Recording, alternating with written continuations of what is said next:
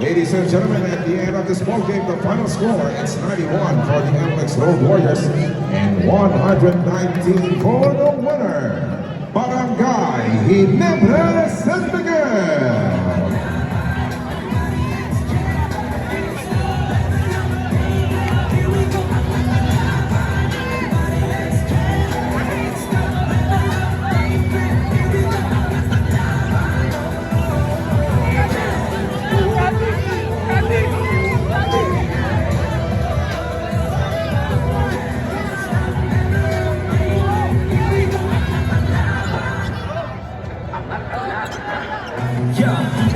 Ang mga bida sa grilas na binas pero nasa sila ng lalo kumakas, lalo kumakas ang iconic.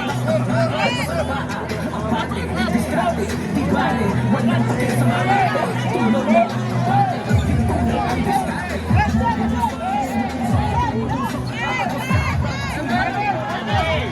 Mga kapigay, kasama si RJ Caballeros ng Barangay Ginebra San Miguel. RJ, great bounce back here after last Friday. Hindi pa kayo hitting into this game against MX? Yeah, of course. Galing kami ng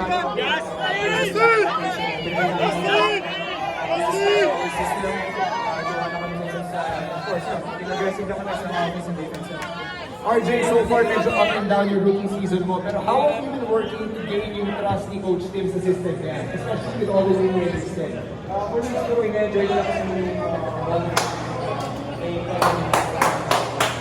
yung staff ko.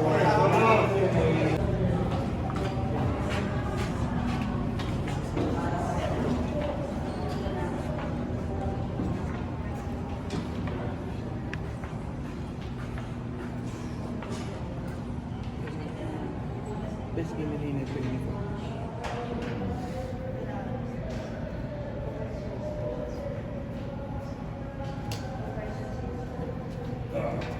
Just a little bit. I'll talk about it. Just how this is.